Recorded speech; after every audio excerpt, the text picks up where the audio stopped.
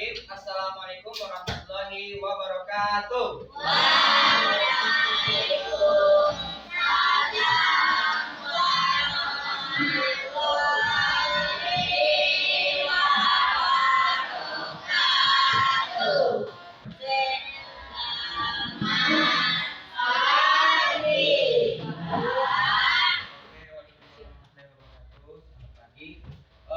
Apa kabar semuanya hari ini? Baik. Nah, kalau Bapak tanya apa kabarnya hari ini? Alhamdulillah. Luar biasa, tetap semangat.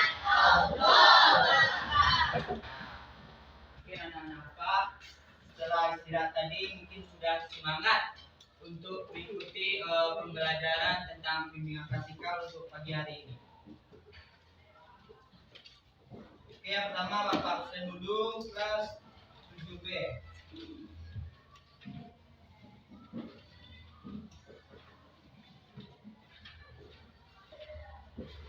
Ahmad Rasar, Afria Kazana, Ahmad Ali, hadir Pak.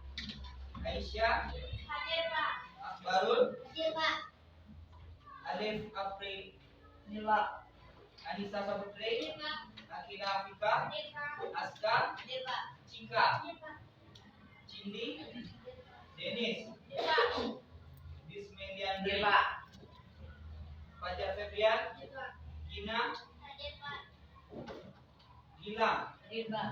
Habib, hadir Pak.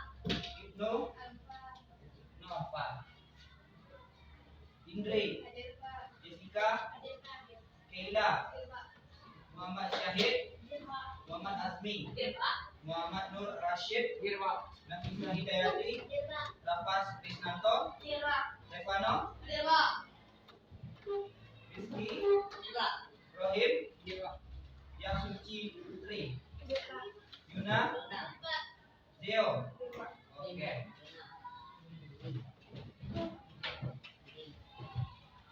Nah, Bapak sebelumnya Bapak mendadak untuk ujian. Nah, jadi hari ini Bapak akan melaksanakan bimbingan klasikal. Bimbingan klasikal di kelas 7B. Ada yang tahu apa itu bimbingan klasikal? Tidak. Nah, jadi bimbingan klasikal adalah penyampaian materi ataupun penyampaian layanan kepada anak-anak Bapak di dalam satu kelas besar. Nah, jadi dilakukannya dalam satu kelas lebih dari 10 orang ataupun 15 orang. Nah, jadi dalam bimbingan konseling bahwasanya Bapak sebagai guru BK akan memberikan pelayanan terhadap masalah pribadi, masalah sosial, masalah karir dan lain sebagainya. Nah, jadi untuk mengawali pembelajaran hari ini, kita melakukannya dengan ice breaking terlebih dahulu.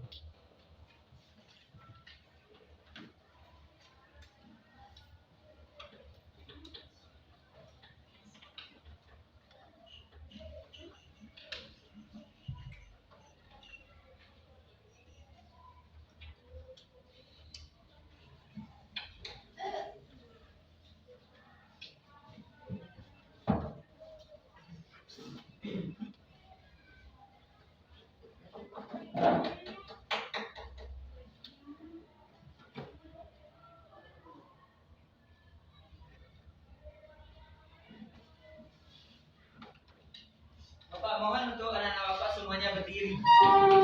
Jadi, cara mainnya ini adalah bukan dalam nah, jadi cara mainnya itu adalah mengikuti instruksi yang ada di layar. Bisa dipahami kemana seorang yang mencontohkannya itu kalian harus mempergerakan atau mencontohkan yang ada di depan, oke? Oke? Oke.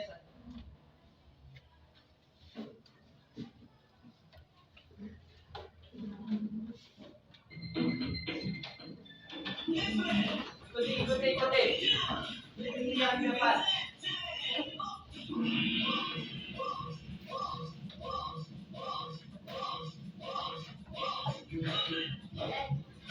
Ikuti yang ada.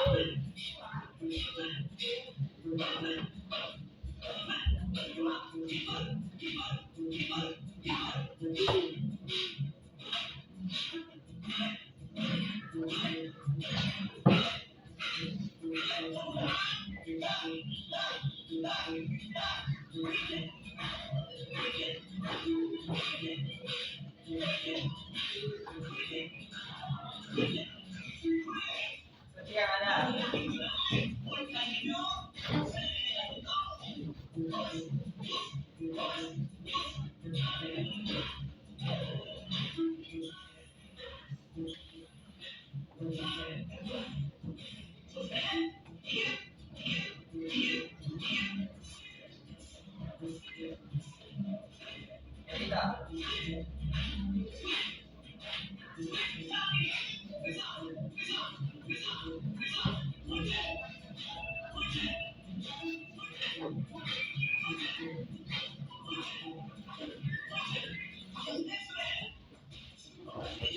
Yang ada ikuti yang semuanya.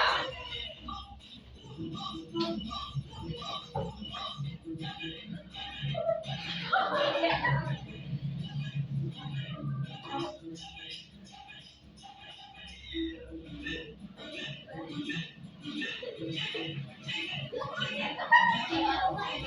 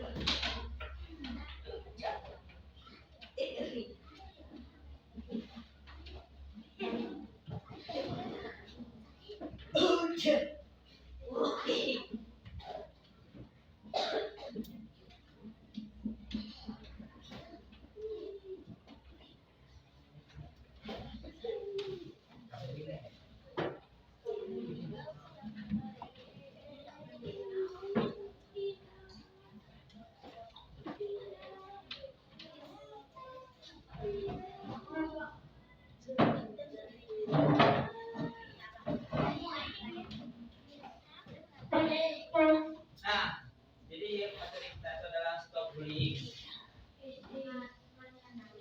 Mengenali, mengatasi, dan mencegah bullying. Gak tahu apa itu bullying? Apa itu bullying? Tadi bullying.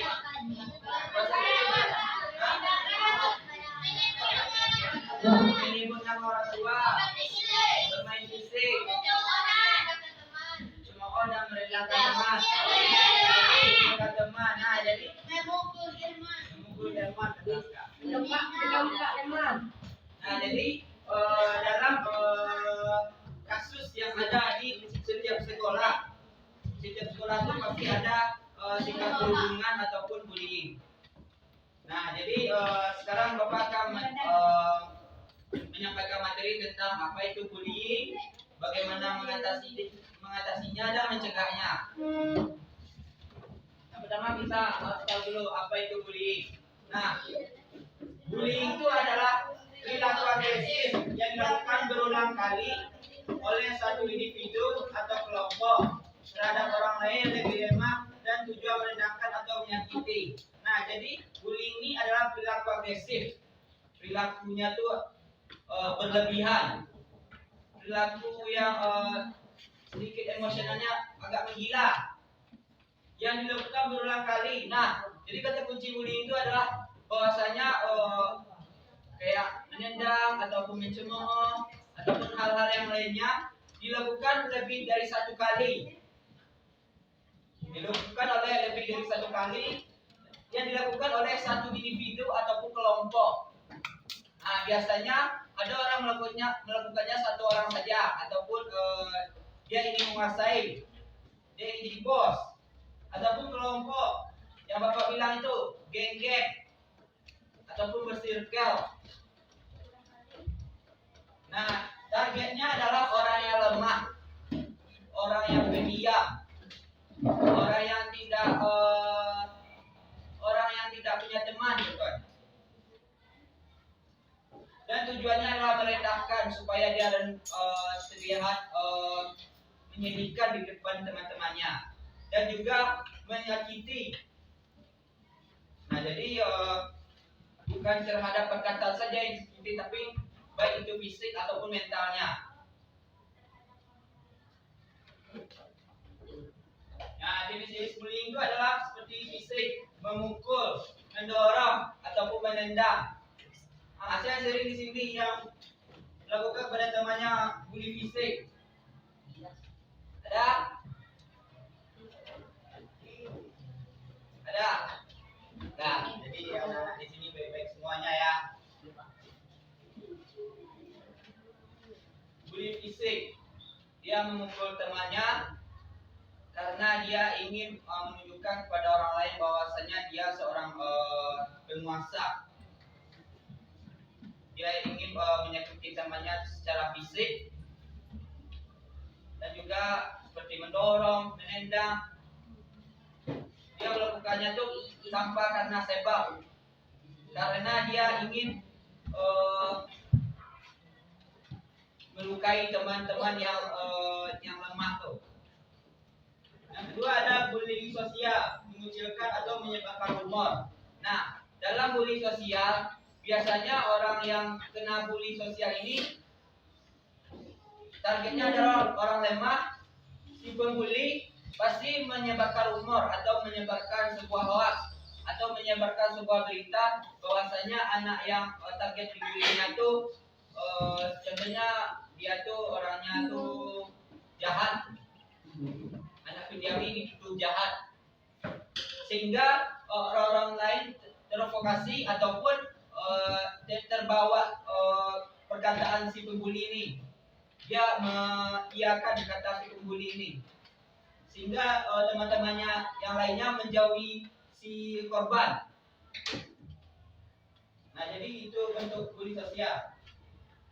Yang ketiga ada bully verbal, seperti mengejek, menghina atau memberikan julukan. Nah, itu labeling, kasih nama-nama gelar teman. Biasanya ngasih nama-nama yang ke arah negatif, tidak memanggil nama asli temannya itu, tapi dia menyebut nama-nama yang lainnya. Nah, itu yang memberikan julukan. Mengejeknya ada bentuk bully fisiknya tuh, mengejek kekurangan dia, dan juga menghina terhadap apa yang dilakukannya, selalu dianggap remeh. Yang keempat ada cyberbullying. Cyberbullying adalah melalui media sosial atau platform. Nah, jadi dia mengucapkan kebenciannya melalui di media sosial, seperti media sosial sekarang, ataupun postingan-postingannya, ataupun dia mengkomentar foto-foto temannya sehingga mengejek temannya di komentar contohnya, ataupun menyindir teman di status-statusnya. Nah, jadi itu bentuk bullying, cyberbullying. Ataupun foto-fotokan teman-teman yang lagi tidur, dia ciduk-ciduk kan, dia posting, sehingga si korban menjadi malu karena postingannya itu tidak satu orang saja melihat, tapi ribuan orang melihat. Nah, jadi itu jenis-jenis bullying. Nah, ada juga dampaknya. Karena dia sudah kena bullying, ada juga dampaknya seperti isolasi sosial. Korban itu cenderung menarik diri dari hubungan sosial. Karena apa? Karena anak kena bully ini, dia sudah mengalami mentalnya terganggu, sehingga dia takut untuk berhubungan dengan orang yang baru ataupun berteman dengan orang yang baru. Dia memikirkan karena dia memiliki trauma di masa lalunya, kena bully ataupun kena perundungan itu. Yang kedua, prestasi akademik menurun. Korban sering merasa terganggu dan sulit berkonsentrasi di kelas. Nah, jadi korban yang kena bully ini pasti dia susah untuk konsentrasi di kelas karena dia hanya memikirkan tentang permasalahannya, sehingga nilai akademiknya itu menurun. Dia tidak fokus dalam pembelajaran. Dia sering memikirkan bagaimana untuk kelanjutannya, bagaimana nasib aku untuk kedepannya. Nah, dia hanya memikirkan tentang permasalahan dia kena bully itu, sehingga dia tidak fokus dengan apa yang disampaikan oleh guru. Yang ketiga adalah masalah psikologis. Korban mengalami kecemasan, depresi, dan penurunan percaya diri. Nah, jadi kecemasan ataupun terlalu takut terhadap permasalahan, sehingga dia tuh agak sedikit terganggu pemikirannya, sedikit dia menjadi orang yang tremor ataupun orang yang tidak bisa tenang, ataupun dia orangnya ditabrak masalah sedikit dia langsung histeris. Dan depresi. Nah, depresi itu juga merupakan tahap di atas stres. Jadi stres itu memang setiap orang memiliki stres, tapi bisa dibasmi ataupun dibereskan. Tapi kalau dalam depresi itu agak sulit. Sehingga kalau orang depresi ini, kalau anak kena bully, kebanyakan di luar sana pasti dia mengakhiri hidupnya karena dia sudah memasuki tahap depresi. Dan penurunan percaya diri. Nah, turunnya PD seseorang, sehingga dia untuk kalau tampil di depan takut diketawakan sama teman-temannya, ataupun dia demam panggung. Belum jadi dia untuk tampil, dia udah ketakutan yang berlebihan terlebih dahulu.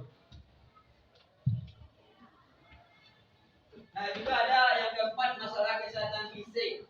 Rasa sakit akibat bullying atau gejala psikosomatik seperti sakit kepala dan insomnia. Nah, jadi orang yang korban kena bully ini pasti dia mengalami insomnia atau insomnia, susah tidur. Nah, jadi dia memiliki masalah untuk susah tidur, sehingga dia di malam harinya tuh dia hanya memikirkan tentang permasalahan dia kena bully, sehingga dia sulit untuk tenang, sulit untuk menutup matanya sehingga memikirkan hal-hal yang tenang, tapi dia hanya memikirkan tentang permasalahannya, sehingga dia insomnia ataupun susah tidur. Kebanyakan anak yang kena bully ini susah tidurnya, sehingga dia tuh tidak punya semangat untuk sekolah.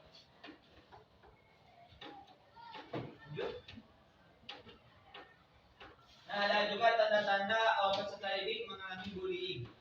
Seperti pertama, ada tanda-tandanya kalau orang kena bully itu bisa kita lihat. Yang pertama itu perubahan perilaku. Siswa yang biasanya aktif jadi pendiam ataupun cemas. Nah, ada juga anak-anak yang pintar tuh kena bully ataupun dia aktif di dalam kelas. Cuman masalahnya karena dia kena korban bullying sehingga dia menjadi seorang pendiam setelah itu. Karena kita bisa melihat dari dampak perilakunya ataupun kita bisa melihat bagaimana sikapnya setelah kena bully itu. Yang kedua, menghindari sekolah, mengeluh sakit atau menolak pergi ke sekolah. Nah, jadi karena dia sudah menjadi korban, sehingga dia takut bertemu dengan tukang si pembuli ini. Nah, jadi dia mencari cara untuk izin sama orang tuanya untuk tidak sekolah. Karena menghindari sekolah adalah jalan keluar bagi dia, si korban ini.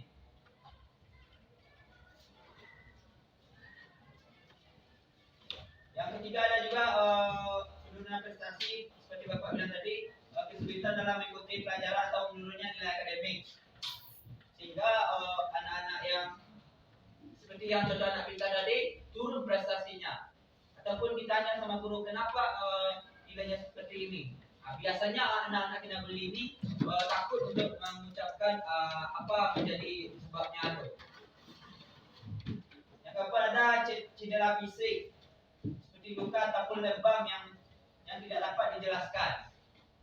Nah, luka atau lebam yang tidak dapat dijelaskan adalah bahwasanya dia sudah mengalami bully fisiknya itu sudah memar-memar bagian tubuhnya, tapi dia takut untuk mengucapkan kepada gurunya bahwasanya dia adalah korban. Karena bagi dia mengucapkan pada guru itu sama saja dia memperpanjang masalahnya dia, pemikiran seorang si korban.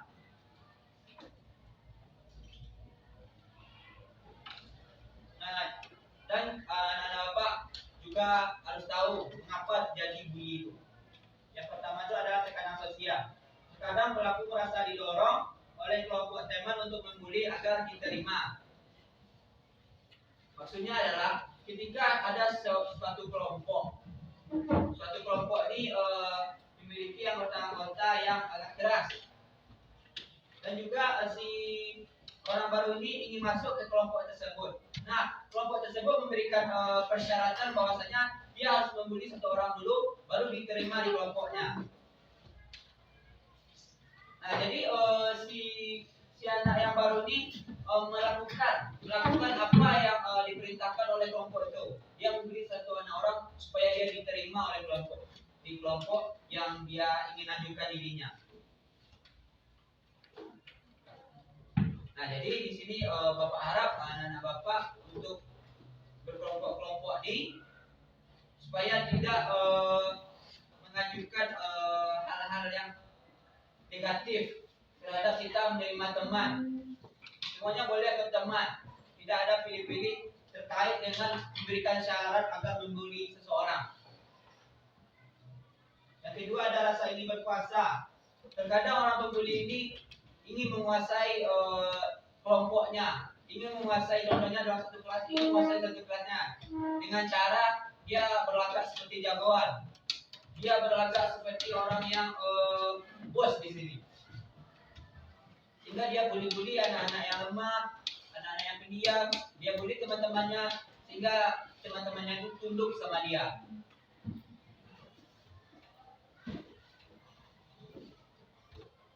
Yang ketiga adanya pengaruh lingkungan. Anak yang berasal di lingkungan dengan kekerasan mungkin cenderung meniru perilaku tersebut di sekolah. Nah, jadi di lingkungan kita mengenal pertama itu orang tua. Orang tua itu adalah pendidikan pertama, sekolah pertama bagi seorang anak. Nah, jadi apa yang dicontohkan oleh orang tua, apa yang diperagakan oleh orang tua itu adalah menjadi contoh bagi kita. Contohnya kalau keluarga kita keras ataupun kurang dalam lemah lembut. Nah, jadi kalian pasti menciptakan karakter yang keras. Karena apa? Karena itu adalah kalian mencontoh dari seorang orang tua kalian, dari ibu bapak ataupun lingkungan keluarga, lingkungan sosialnya, keluarga besar juga orangnya temperamen. Nah, jadi kalian kalau di lingkungan baru pasti menunjukkan sikap yang sesuai yang ada di lingkungan keluarga tuh dengan menyesuaikan di lingkungan sekolah ataupun di lingkungan baru. Yang keempat adalah kurangnya empati. Empati itu adalah rasa peduli. Pak dan Bapak punya empati di sini? Punya atau enggak? Nah, jadi karena terjadinya bullying adalah kurangnya empati, tidak mampu merasakan ataupun memahami penderitaan orang lain. Nah, jadi seseorang yang pelaku bullying ini dia biasanya tuh tidak peduli dengan orang lain. Dia sibuk dengan pemikirannya dia saja, egois. Dia tidak ingin mempedulikan terhadap apa yang menjadi akibat orang-orang yang dia bully itu. Dia ibaratnya tuh orangnya bodoh amat, tidak memikirkan apa dampak bagi temannya. Nah, juga ada dampak jangka panjangnya adalah gangguan kesehatan mental termasuk PTSD, post traumatic stress disorder, depresi dan kecemasan. Nah, kalau orang yang PTSD ini adalah bahwasanya dia tuh memiliki trauma di masa lalunya. Karena orang kena bully itu bisa kena penyakit PTSD. Sehingga kalau dia di masa lalunya dia kena bully, terus dia melihat orang yang kena bully di masa yang akan datangnya, sehingga dia menjadi orang yang histeris ataupun teriak-teriak ataupun dia orang yang tremor, sehingga dia bisa juga menyakiti dirinya sendiri. Yang kedua adalah kesulitan sosial. Nah, jadi dia masalah dalam membangun hubungan interpersonal yang sehat. Nah, jadi dia susah membangun hubungan yang baik dengan orang lain. Dia susah untuk berkomunikasi dengan orang lain. Misalnya dia tamat dari sini, contohnya dia kena bully di sini, sehingga untuk dia lanjut ke tingkat berikutnya dia agak susah berteman sama orang baru. Karena apa? Karena dia sudah memiliki masa lalu yang agak dramatis terhadap bully ini. Dan juga ada kehilangan PD. Bapak merasa tidak berharga atau selalu dihantui ketakutan di lingkungan sosial, seperti dia bekerja kelompok, seperti dia tampil di orang umum ataupun penampilan di sekolah, sehingga dia dihantui dengan rasa ketakutannya. Dia takut gagal, dia takut malu, dia sudah memikirkan ke depannya bahwasanya tuh dia akan mempermalukan dirinya sendiri. Nah, jadi kalian anak-anak Bapak hati-hati terhadap permasalahan bullying ini.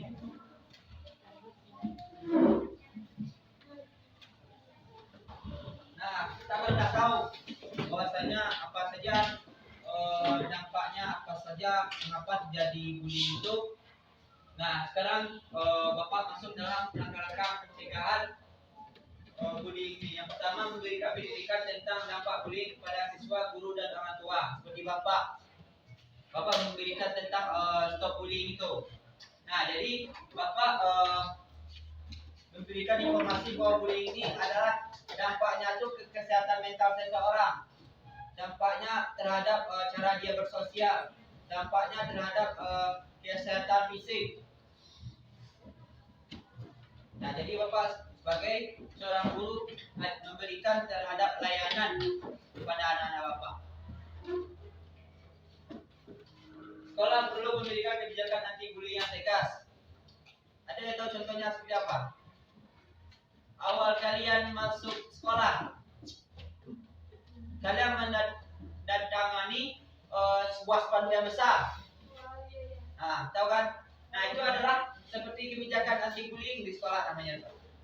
Jadi kita tanda tangan di spanduk yang besar tuh bahwasanya itu kita sekolah anti bullying, anti perundungan. Nah, itu bisa dijadikan contoh. Dan juga yang ketiga, mendorong nilai saling menghormati dan toleransi di lingkungan sosial. Karena untuk memahami seseorang tuh pasti kalian setiap teman-teman kalian tuh memiliki kekurangan. memiliki kelebihan. Nah, kita harus menghormati apa saja kekurangan dia. Jangan menjadikan itu jadi bahan candaan. Seperti apa contohnya? Dia tidak fasih terhadap pengucapan huruf R contohnya. Nah, dia tuh ada teman-teman yang membulinya apa namanya? Cadel. Sehingga dia takut untuk berbicara yang berhubungan dengan huruf R. Nah, jadi kalian tuh jangan menjadikan sebuah candaan itu. Kalian itu pasti memiliki kekurangan masing-masing.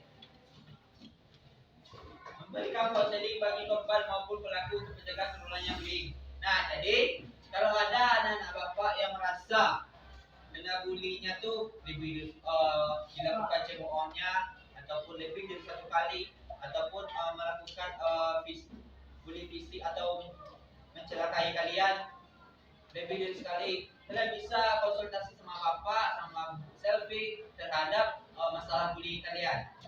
Dan bapak juga bisa mengajukan si pelakunya sehingga kita bisa menyelesaikan masalahnya secara baik-baik sehingga tidak adanya dendam-dendam untuk kedepannya. Nah, peran orang tua atau guru. Nah, jadi orang tua juga peran aktif terhadap kasus bullying ini.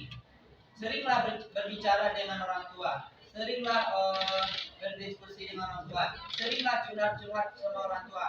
Sehingga orang tua itu pasti memiliki jalannya masing-masing untuk menyelesaikan masalah kalian.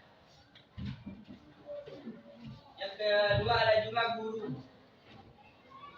Seringlah berinteraksi dengan guru sehingga kalian itu tidak merasa bingung dengan permasalahan kalian.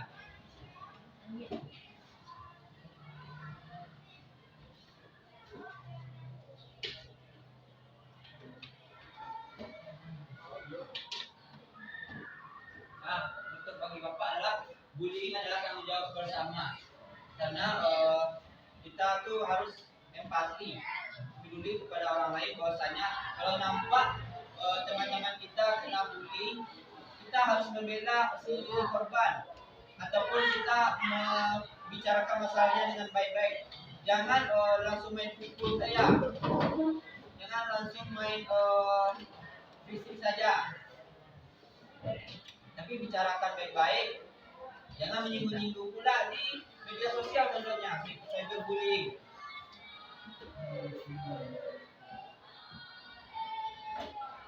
Kita semua memiliki tanggung jawab untuk menciptakan lingkungan sekolah yang aman dan inklusif. Setiap tindakan bullying harus segera ditindaklanjuti dan kita harus mendidik peserta didik dengan pentingnya saling menghormati, salingnya peduli, salingnya interaksi,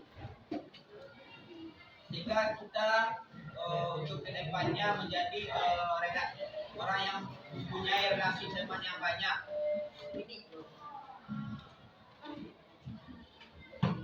Nah, di sini untuk pelaku-pelaku bullying untuk kedepannya untuk insaflah dari perilaku-perilaku mencemooh atau menghina, mengejek, memberikan nama teman yang buruk. Bisa dipahami dong? Nah, sampai di sini ada yang ingin ditanyakan sama anak bapak dulu? Atau ada yang ingin menceritakan tentang permasalahannya, tentang bullying? Ada yang korban di sini? Siapa? Siapa yang menjadi korban di sini dalam kasus bullying ini?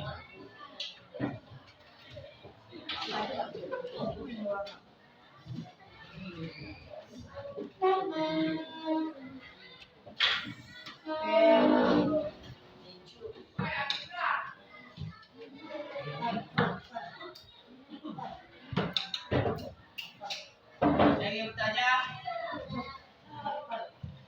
Yang ingin bertanya?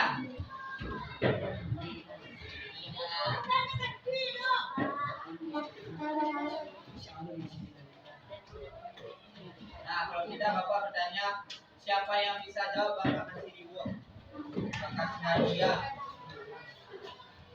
Hadiahnya tuh dalam bentuk sehari-hari, kehidupan sehari-hari. Siapa yang bisa menjawab pertanyaan Bapak? Tunjuk tangannya, maju ke depan. Kita belajar untuk menjadi seorang percaya diri. Kalau memang kalian tidak anak yang kena bully, pasti kalian tuh memiliki percaya diri yang tinggi. Bisa? Nah,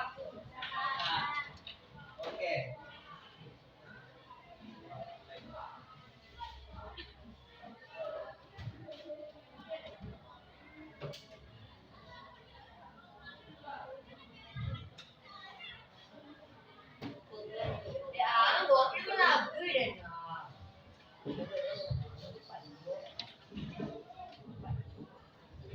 Oke, yang pertama pertanyaan Bapak.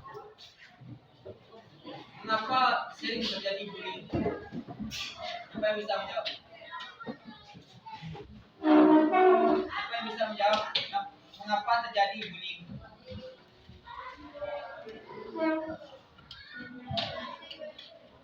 Yang berani angkat tangan. Mengapa terjadi bullying?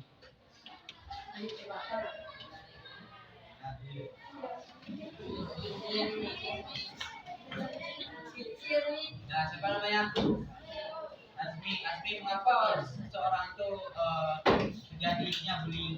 Karena ada satu individu atau kelompok yang ingin mengincar satu individu yang lemah. Ingin satu individu yang lemah, dan satu individu atau circle yang menjadi targetnya adalah orang yang lainnya.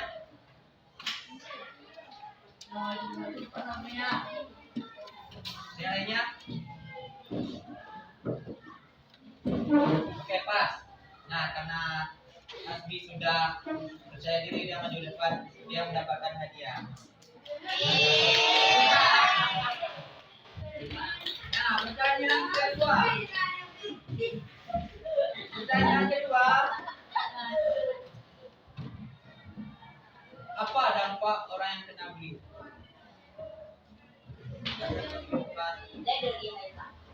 Hah?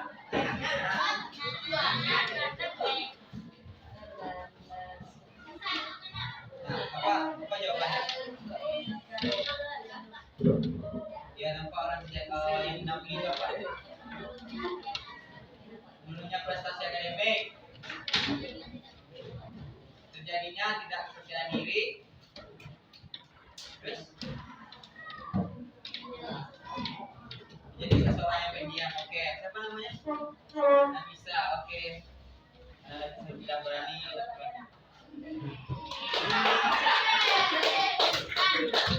Nah,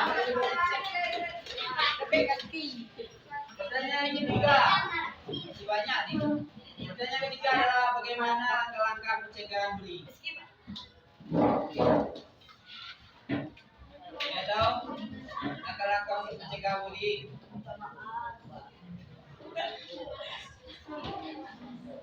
Dia tahu langkah-langkah pencegahan bullying.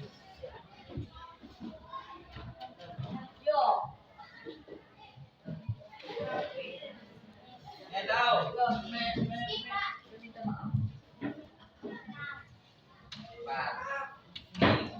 Langkah-langkah pencegahan bullying adalah memberikan layanan oleh guru kepada siswa untuk memberikan suatu informasi terhadap terkaitnya bullying, dan sekolah mengadakan antisipasi keras anti bullying.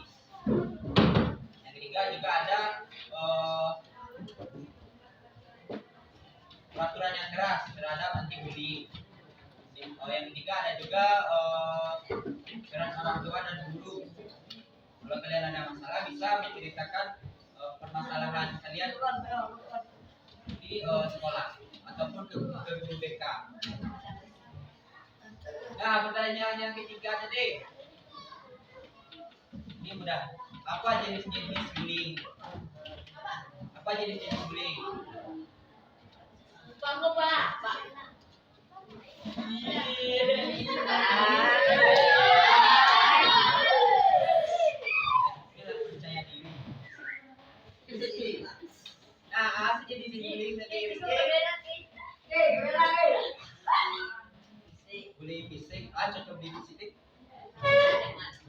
teman tuh? Bullying sosial. Bullying sosial ada? Apa bullying sosial? Apa tuh bullying sosial? Berarti mencoba lagi coba. Itu bullying verbal. Itu bullying verbal oke Pak, maksudnya bullying verbal tadi. Coba. Memberikan bukan sama itu bullying sosial. Kita. Itu yang cyberbullying. Oh, udah sebutin sama si cyberbullying. Yang sosial apa tadi? Apa? Coba.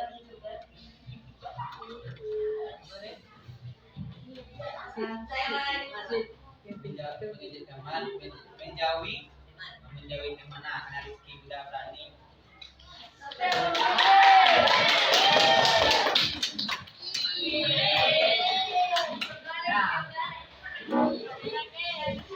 Jadi sekarang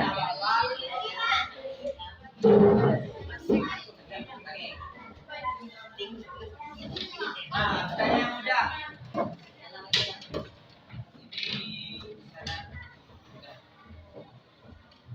Siapa yang bisa buat satu kalimat apa pengertian bullying? Lihat ya.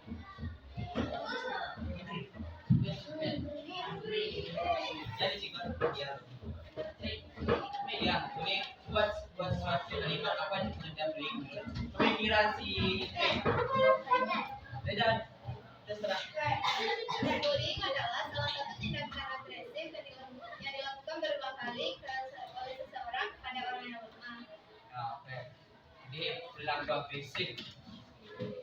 Jadi bahwasanya bullying itu adalah dilakukan oleh satu orang ataupun kelompok ataupun circle. Oke, ada terakhir di kita sebanyak.